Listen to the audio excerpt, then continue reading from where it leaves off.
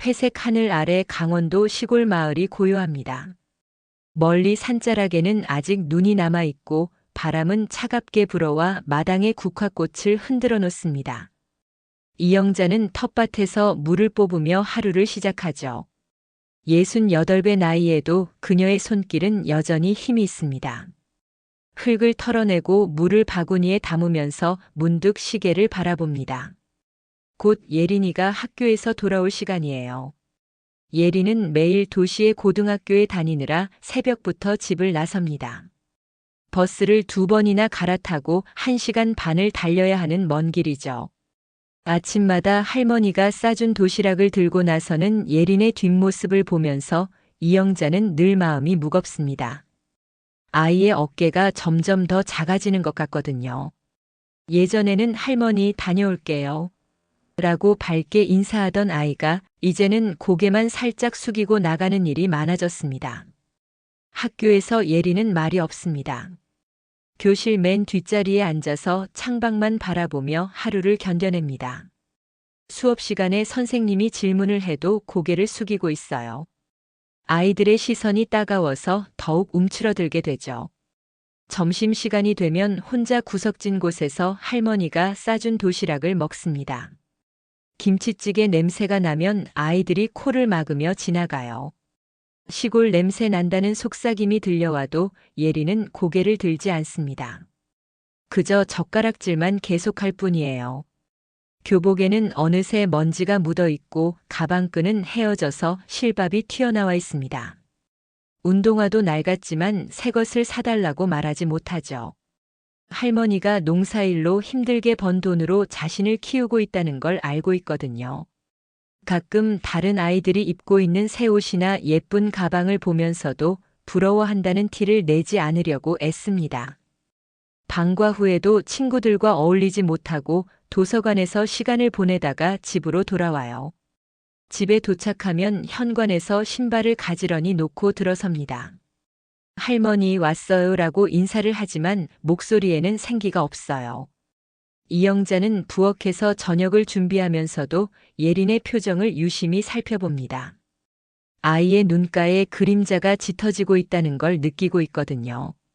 저녁을 먹을 때도 말없이 숟가락만 움직일 뿐입니다. 할머니가 오늘은 어땠니? 라고 물어봐도 그냥요라는 대답만 돌아올 뿐이죠. 이영자는 손녀의 침묵 속에서 무언가 깊은 슬픔이 자리 잡고 있다는 걸 느끼고 있습니다. 예린의 눈빛이 예전과 달라졌거든요. 맑고 밝았던 눈동자가 이제는 텅 비어 보여요. 가끔 예린이 멍하니 허공을 바라보며 앉아있을 때 이영자는 가슴이 답답해집니다. 무언가 잘못되고 있다는 직감이 들지만 아직 구체적으로 무엇인지 알 수가 없습니다. 밤이 되면 예린은 방에 들어가서 숙제를 하거나 책을 읽습니다. 하지만 집중이 잘 안 되죠. 창밖을 바라보며 한숨을 쉬는 일이 많아졌어요. 이영자는 복도를 지나다가 문틈으로 새어나오는 작은 흐느낌 소리를 들을 때가 있습니다. 그럴 때마다 가슴이 먹먹해지지만 섣불리 들어가지는 못해요. 아이가 스스로 말할 때까지 기다려야 한다고 생각하고 있거든요. 하지만 기다리는 시간이 점점 더 견디기 힘들어지고 있습니다. 그날은 평소보다 늦은 시간이었습니다. 해가 이미 산 너머로 넘어가고 마을에는 저녁 연기가 피어오르고 있었어요. 이영자는 대문 앞에서 예린을 기다리며 불안한 마음을 달래고 있었죠. 평소보다 1시간이나 늦은 시간인데도 연락이 없었거든요. 휴대폰을 들여다보며 전화를 걸어볼까 망설이고 있을 때 멀리서 예린의 모습이 보였습니다. 하지만 뭔가 이상했어요. 예린이 절뚝거리며 걸어오고 있었거든요. 가까이 다가올수록 이영자의 얼굴은 굳어졌습니다. 예린의 교복 소매가 찢어져 있었고 얼굴 한쪽이 붉게 부어올라 있었어요. 더욱 충격적인 것은 팔과 목 부분에 붉은 자국들이 선명하게 드러나 있다는 것이었습니다. 마치 뜨거운 무언가에 데인 것 같은 화상 자국이었죠. 예린아. 이영자가 달려가서 손녀를 붙잡았습니다. 예린의 눈동자는 완전히 텅 비어 보였어요. 마치 영혼이 빠져나간 것처럼 허망한 표정을 짓고 있었죠. 이영자가 무슨 일이야? 어디가 아픈 거야? 라고 물어봐도 예리는 대답하지 않았습니다. 그저 고개를 떨구고 집 안으로 들어갈 뿐이었어요. 집 안에서 이영자는 예린의 상처를 자세히 살펴봤습니다. 팔목과 손등에는 물집이 잡혀 있었고 목 뒤쪽에도 붉은 자국이 있었어요. 화상 연고를 발라주면서도 이영자의 손은 떨리고 있었습니다. 누가 그랬니? 어떻게 된 거니? 라고 계속 물어봤지만 예리는 입을 열지 않았죠. 다만 괜찮아요, 할머니라는 말만 반복할 뿐이었습니다. 그날 밤 예리는 저녁도 거의 먹지 않고 방으로 들어갔어요. 이영자는 부엌에서 설거지를 하면서도 계속 예린의 방 쪽을 바라봤습니다. 문틈 사이로 새어나오는 불빛이 깜빡거리고 있었어요. 아이가 잠들지 못하고 뒤척이고 있다는 걸 알 수 있었죠. 밤이 깊어갈수록 이영자의 마음도 더욱 무거워졌습니다. 새벽 2시가 넘어서야 집안이 조용해졌어요. 이영자는 잠옷 위에 두꺼운 카디건을 걸치고 마당으로 나갔습니다.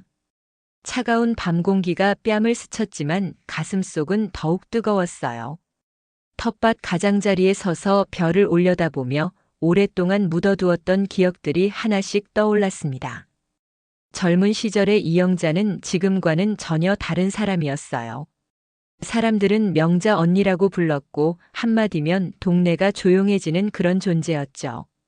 주먹으로 세상을 살아왔고 의리와 원칙만큼은 절대 굽히지 않았습니다.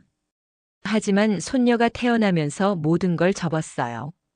평범한 할머니로 살아가기로 마음먹었거든요.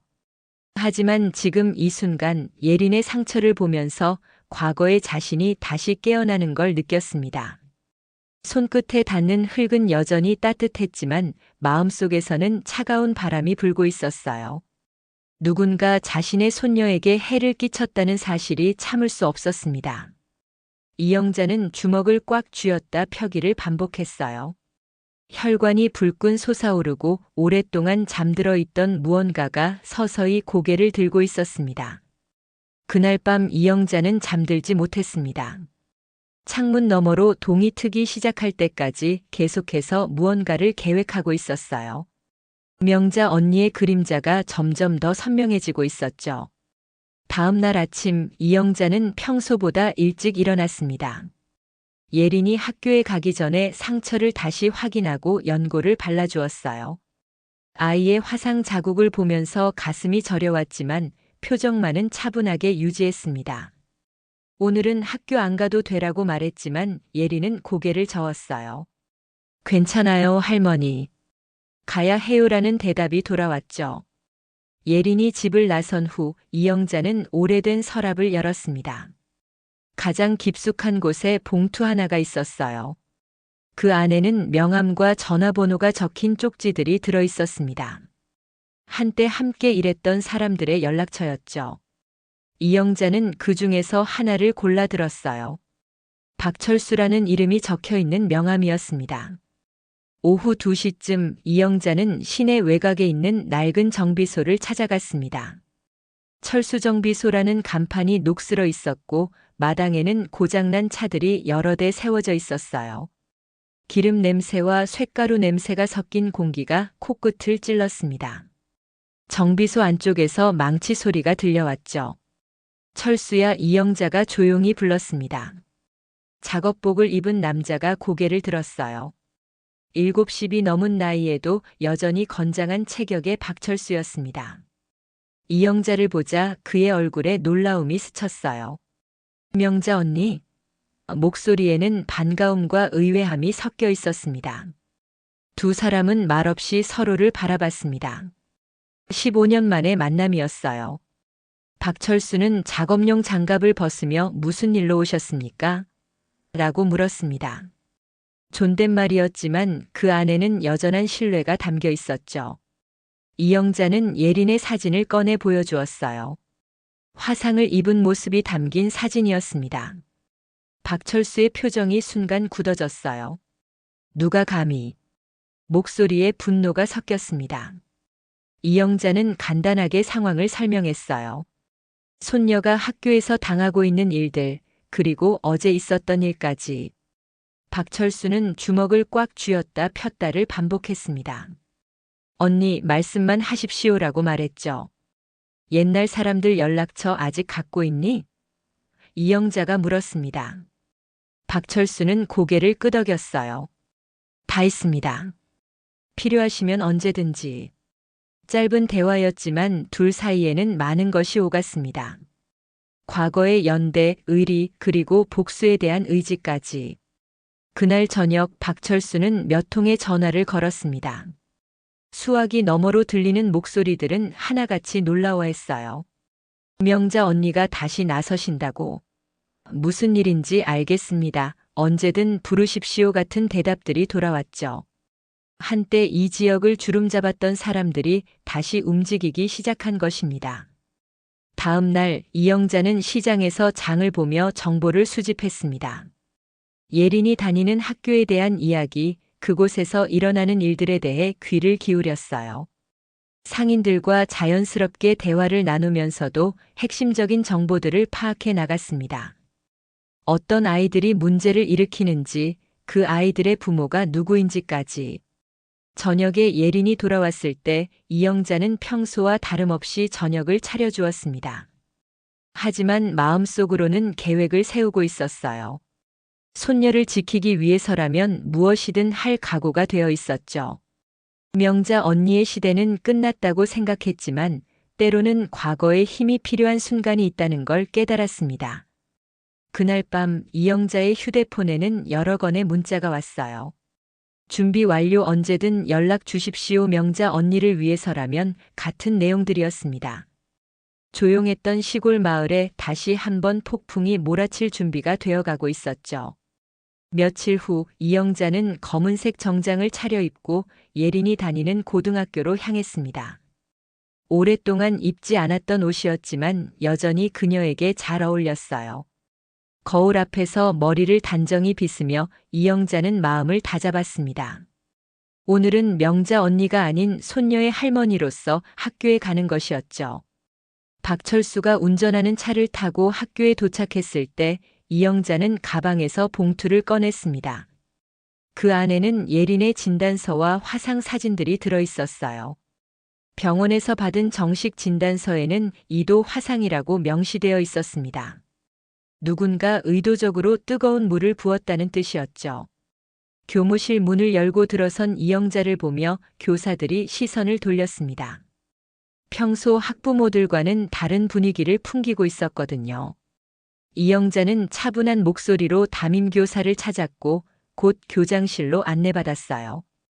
교장은 중년의 남성으로 이영자를 보자 어색한 미소를 지었습니다.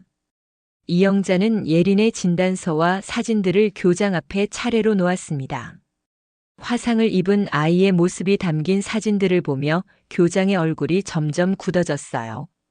하지만 여전히 문제를 축소하려는 태도를 보였습니다. 아이들끼리 있을 수 있는 사소한 다툼이라고 과민하게 반응할 필요는 없다고 말했죠. 이영자는 조용히 들었습니다. 교장의 말이 끝나자 가방에서 또 다른 봉투를 꺼냈어요. 그 안에는 학교 급식비 횡령 의혹에 관한 자료들이 들어 있었습니다. 박철수와 옛 동료들이 며칠간 수집한 정보였죠. 교장의 얼굴에서 혈색이 사라졌습니다. 곧이어 가해 학생들과 그들의 부모들이 교장실로 불려왔습니다. 진서영과 일진 무리 3명, 그리고 그들의 부모들이었어요. 처음에는 당당한 태도를 보이던 이들이었지만 이영자가 준비한 자료들을 보며 점차 안색이 변해갔습니다. 가해 학생들의 부모 중 한 명은 건설회사 대표였고 다른 한 명은 유명 병원의 이사였어요. 이영자는 각 가정의 비리 자료들을 하나씩 공개했습니다. 건설회사의 부실 시공 의혹, 병원의 의료진 채용 비리, 그리고 학교 발전기금 관련 탈세 의혹까지. 박철수의 인맥을 통해 수집한 정보들이었죠. 옛날 조직에서 활동할 때 쌓아둔 인적 네트워크가 이런 식으로 활용되고 있었습니다. 학부모들은 당황했지만 여전히 강하게 나왔습니다. 협박이라며 경찰에 신고하겠다고 소리쳤어요. 하지만 이영자는 동요하지 않았습니다. 오히려 더 차근차근 자료들을 설명해 나갔죠.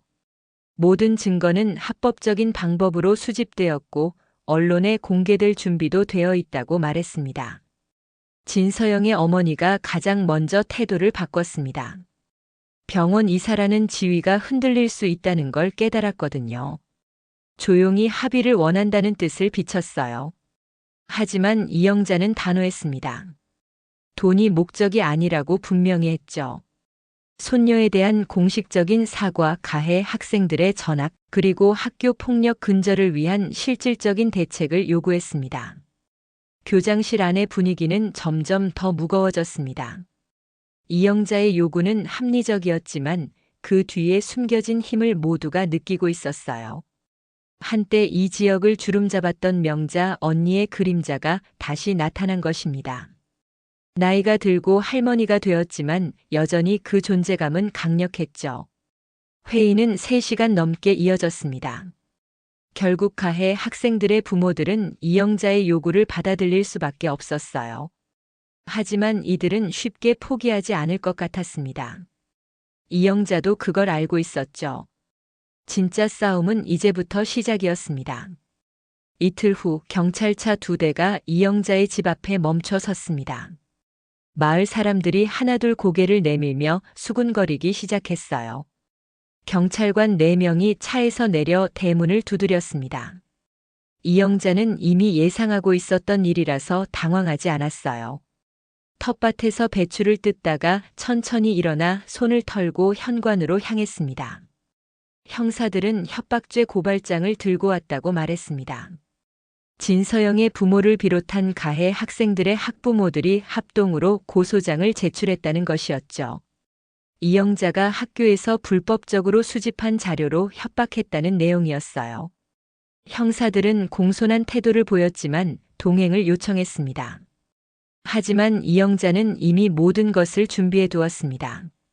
박철수와 옛 동료들이 수집한 모든 자료는 합법적인 방법으로 얻어진 것들이었어요. 공개된 법원 판결문, 신문 기사, 그리고 공공기관에서 정보 공개 청구를 통해 받은 문서들이었습니다. 오히려 고발인들이 숨기고 싶어하는 진실들이 더 많이 드러날 상황이었죠. 경찰서에서 조사를 받는 동안 이영자는 차분하게 자신의 입장을 설명했습니다. 손녀가 당한 일들을 증명하는 의료진단서와 사진들, 그리고 학교 측의 미온적인 대응을 보여주는 녹음 파일까지 모든 것을 준비해 왔어요. 형사들은 점점 더 진지한 표정을 짓기 시작했습니다. 오히려 수사 과정에서 가해 학생들의 추가적인 문제 행동들이 드러났습니다. 예린뿐만 아니라 다른 학생들도 지속적으로 괴롭힘을 당했다는 증언들이 나왔어요. 화상 사건도 단순한 우발적 사고가 아니라 계획적인 폭행이었다는 것이 밝혀졌습니다. CCTV 영상과 목격자 진술을 통해 진실이 하나씩 드러나고 있었죠. 저녁 늦게 집으로 돌아온 이영자를 예린이 기다리고 있었습니다. 아이의 눈가에는 걱정이 가득했어요. 할머니 때문에 문제가 더 커진 것은 아닌지, 자신 때문에 할머니가 고생하는 것은 아닌지 걱정하고 있었습니다. 이영자는 예린을 꼭 안아주며 괜찮다고 말했어요. 모든 것이 계획대로 흘러가고 있다고 안심시켰습니다. 그날 밤 박철수로부터 전화가 왔습니다. 가해 학생들의 부모들이 사설 탐정을 고용해서 이영자의 과거를 캐고 있다는 정보였어요. 명자 언니 시절의 일들을 파헤쳐서 역공을 시도하려는 것 같았습니다.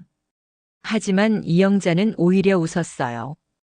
자신의 과거는 이미 모두 정리되어 있었거든요. 다음 날 아침 지역신문에 큰 기사가 실렸습니다. 학교 폭력과 관련된 기사였는데 예린의 사건이 대표적인 사례로 다뤄졌어요. 화상을 입은 학생의 사진과 함께 학교 측의 미온적 대응, 가해. 학생들의 부모들이 보인 오만한 태도까지 상세히 보도되었습니다.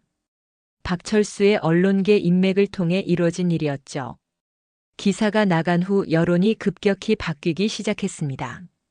시민들은 학교 폭력의 심각성과 가해자들을 보호하려는 기성세대의 문제를 지적했어요. 온라인 커뮤니티에서도 이 사건이 화제가 되었습니다. 가해 학생들의 신상 정보까지 퍼지기 시작했죠.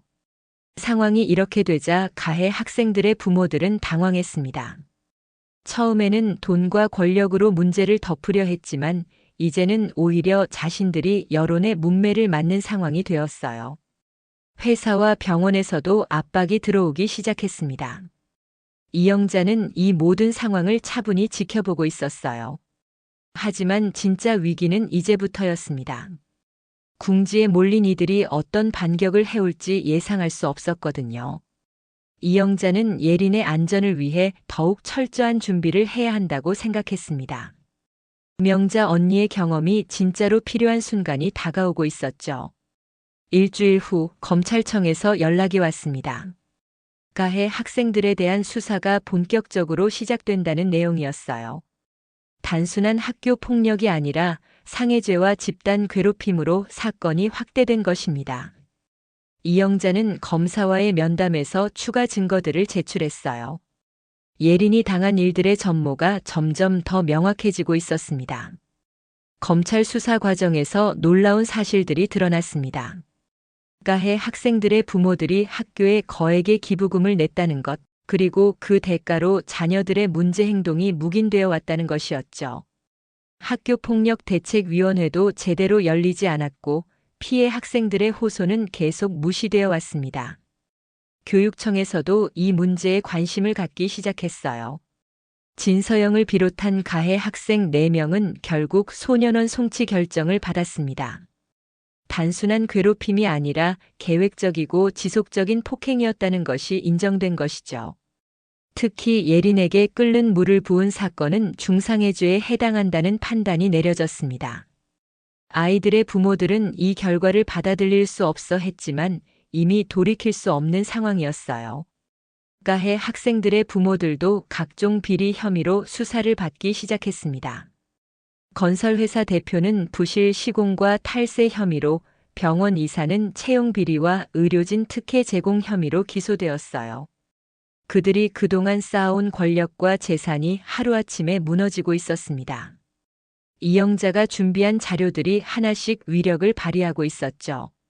학교도 큰 변화를 겪었습니다. 교장은 사임했고 학교 폭력을 방조한 교사들도 징계를 받았어요. 새로 부임한 교장은 학교 폭력 근절을 위한 강력한 대책을 발표했습니다. 예린의 사건이 학교 전체를 바꾸는 계기가 된 것이었죠. 다른 피해 학생들도 용기를 내어 자신들이 당한 일들을 신고하기 시작했습니다. 이영자는 마당에서 국화꽃을 바라보며 긴 숨을 내쉬었습니다. 복수는 끝이 났지만 마음은 여전히 무거웠어요. 정의를 실현했다는 만족감도 있었지만 동시에 이런 일이 왜 일어나야 했는지에 대한 안타까움도 컸습니다. 처음부터 어른들이 제대로 대처했다면 이렇게까지 일이 커지지 않았을 텐데 하는 생각이 들었죠. 예린의 변화가 가장 눈에 띄었습니다. 아이는 이제 악몽에 시달리지 않았고 밥도 잘 먹기 시작했어요. 화상 자국은 아직 남아 있었지만 눈빛만큼은 예전의 밝음을 되찾아가고 있었습니다. 학교에서도 친구들이 예린에게 먼저 다가와 이야기를 걸었어요. 더 이상 혼자가 아니라는 것을 느끼고 있었습니다. 하지만 이영자는 아직 방심할 수 없다고 생각했습니다. 권력을 잃은 사람들의 마지막 발악이 가장 위험할 수 있거든요. 박철수와 옛 동료들에게 당분간 예린의 안전을 지켜달라고 부탁했어요. 학교 주변과 통학로에 사람들을 배치해서 혹시 모를 위험에 대비하기로 했습니다. 어느 날 저녁 예린이 처음으로 학교 이야기를 자세히 해주었습니다. 친구들과 점심을 함께 먹었다는 이야기, 수업 시간에 발표를 했다는 이야기들이었어요. 아이의 목소리에는 생기가 돌아오고 있었습니다. 이영자는 그 모습을 보며 자신이 한 일이 옳았다는 확신을 갖게 되었죠. 그날 밤 이영자는 오랜만에 깊이 잠들 수 있었습니다. 손녀의 웃음소리가 다시 집안에 울려 퍼지고 있었고 그것만으로도 충분했어요. 하지만 이것이 끝이 아니라는 것도 알고 있었습니다. 진짜 새로운 시작은 지금부터였죠.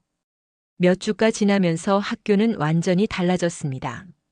새로 부임한 교장은 학교 폭력 근절을 위한 강력한 시스템을 도입했어요. 상담 교사가 추가로 배치되었고 학생들의 고민을 들어주는 신고함도 설치되었습니다. 무엇보다 교사들의 의식이 바뀌었죠. 더 이상 학생들의 호소를 외면하지 않게 되었습니다.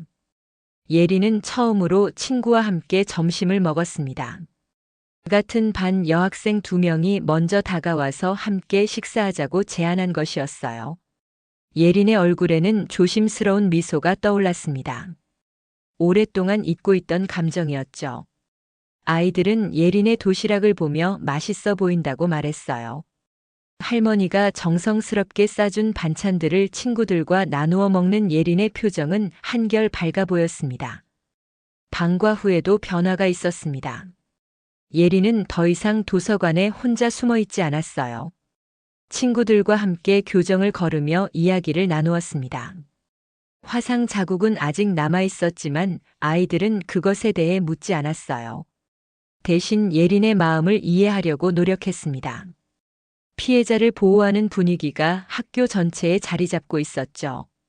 집에 돌아온 예린의 모습도 달랐습니다. 현관문을 열며 큰 소리로 인사했어요. 저녁 식사 시간에는 학교에서 있었던 일들을 자세히 이야기해 주었습니다.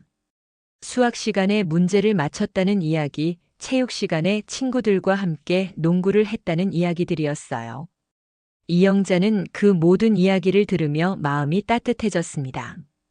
어느 날 예린이 특별한 이야기를 해주었습니다.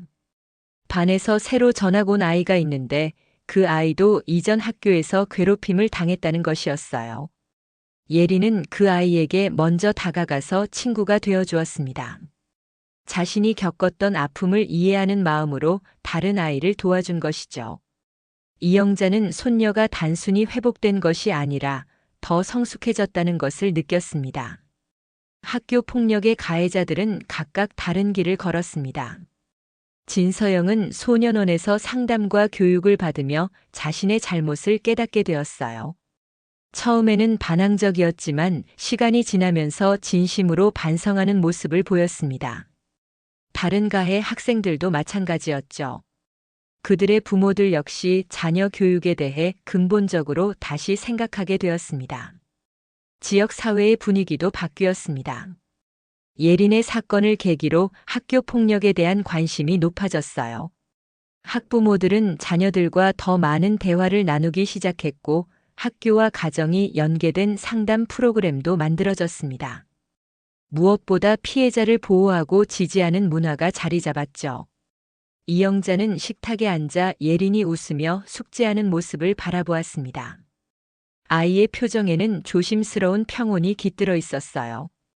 더 이상 두려워하지 않는 눈빛, 미래에 대한 희망을 품은 표정이었습니다. 이영자는 속으로 중얼거렸어요. 이제야 조금은 안심이 된다고 말이에요. 그날 밤 예린이 할머니에게 고마움을 표현했습니다. 자신을 지켜주고 도와준 것에 대해서요. 이영자는 예린을 꼭 안아주며 말했습니다. 할머니로서 당연한 일을 했을 뿐이라고 앞으로도 언제나 곁에 있어줄 것이라고. 두 사람의 유대감은 시련을 통해 더욱 깊어졌습니다. 창밖으로는 봄바람이 불어오고 있었습니다. 마당의 국화꽃도 새싹을 틀 준비를 하고 있었어요. 긴 겨울이 지나고 새로운 계절이 시작되는 것처럼 예린과 이영자의 삶에도 새로운 봄이 찾아오고 있었습니다. 계절이 바뀌면서 이영자는 짐을 정리하기 시작했습니다. 예린이 이제 안전하고 학교 생활도 안정되었으니 자신의 역할은 끝났다고 생각했어요. 시골 마을로 돌아가서 다시 평범한 할머니로 살아가려고 했습니다. 하지만 마음 한편으로는 아쉬움도 있었죠. 손녀와 함께 보낸 이 시간들이 소중했거든요. 박철수에게 마지막 인사를 건네러 정비소를 찾았습니다. 오랜 친구는 이영자의 결정을 이해한다고 말했어요. 하지만 언제든 필요하면 연락하라고 당부했습니다. 두 사람은 악수를 나누며 서로의 건강을 빌어주었죠. 명자 언니 시절의 동료들도 하나둘 연락을 해서 고생했다는 인사를 전했습니다. 모두들 나이가 들어 손자 손녀를 둔 할아버지 할머니가 되었지만 여전히 의리만큼은 살아있었어요. 예리는 할머니의 결정을 담담히 받아들였습니다. 이제 혼자서도 충분히 잘할 수 있다는 자신감이 생겼거든요. 친구들도 생겼고 학교 생활도 즐거워졌으니까요. 하지만 할머니와 헤어지는 것은 여전히 아쉬웠습니다. 주말마다 시골에 놀러 가겠다고 약속했어요. 텃밭으로 돌아온 이영자는 다시 땅을 고르기 시작했습니다. 무와 배추를 심고 국화꽃도 새로 심었어요. 흙을 만지며 마음의 평화를 찾으려 했습니다. 하지만 지역 사회는 이제 이영자를 다르게 보고 있었어요. 마을 사람들은 그녀를 존경의 눈빛으로 바라봤습니다. 손녀를 지키기 위해 나선 할머니의 이야기가 입에서 입으로 전해졌거든요. 아이들도 달라졌습니다. 학교에서 돌아오는 길에 이영자의 집 앞을 지날 때면 정중하게 인사를 했어요. 예전에는 그냥 지나쳤던 아이들이 이제는 고개를 숙여 인사했습니다. 어떤 아이들은 속삭이기도 했어요. 저 할머니가 명자 언니라고 손녀를 지키기 위해 나선 분이라고 말이에요. 시간이 흐르면서 예린에게도 큰 변화가 있었습니다. 아이는 의대 진학을 꿈꾸기 시작했어요. 자신과 같은 상처를 받은 사람들을 치료하고 도와주고 싶다는 마음이 생겼습니다. 공부에 대한 열정도 되살아났죠. 성적도 점점 올라가기 시작했고 선생님들도 예린의 변화에 놀라워했습니다. 어느 날 예린이 시골집을 찾아왔습니다. 할머니에게 특별한 이야기를 들려주기 위해서였어요. 학교에서 학생회장에 출마하기로 했다는 것이었습니다. 학교 폭력 없는 안전한 학교를 만들고 싶다는 공약을 내걸었다고 했어요. 이영자는 손녀의 당당한 모습을 보며 뿌듯함을 느꼈습니다. 예린은 할머니에게 말했습니다. 상처받은 사람들을 고치고 도와주는 일을 하고 싶다고, 할머니처럼 약한 사람들을 지켜주는 사람이 되고 싶다고 했어요. 그 말을 들은 이영자는 조용히 눈을 감았습니다. 자신이 걸어온 길 위에 희망이 피어나고 있음을 느꼈거든요. 복수와 증오의 길이 아니라 치유와 보호의 길로 이어지고 있었습니다. 저녁 무렵 할머니와 손녀는 마당에서 국화꽃을 바라보며 앉아 있었습니다. 바람에 흔들리는 꽃들이 아름다웠어요. 예린은 할머니의 손을 잡고 말했습니다. 할머니 덕분에 새로운 삶을 살 수 있게 되었다고, 평생 잊지 않겠다고 했어요. 이영자는 손녀의 손을 꼭 잡으며 대답했습니다. 할머니로서 당연한 일을 했을 뿐이라고, 앞으로도 언제나 응원하겠다고 말이에요. 마을 끝자락에서 국화가 바람에 흔들리고 있었습니다. 이제 이영자는 진정한 평화를 찾았어요. 명자 언니의 시대는 끝났지만 그 경험이 손녀의 미래를 지키는 데 쓰였습니다. 정의는 때로 거칠게 실현되지만 그 결과는 새로운 희망으로 이어진다는 것을 깨달았죠. 예린이 꿈꾸는 미래, 상처받은 사람들을 치유하는 그 길이야말로 진정한 승리였습니다. 할머니와 손녀 두 세대에 걸친 이야기가 아름다운 결말을 맞고 있었어요. 오늘 이야기 어떠셨나요? 이 영상이 여러분의 마음에 드셨다면 댓글로 응원해주세요. 구독과 좋아요를 눌러주시면 영상을 제작하는데 큰 힘이 됩니다. 오늘도 영상 시청해주셔서 감사합니다.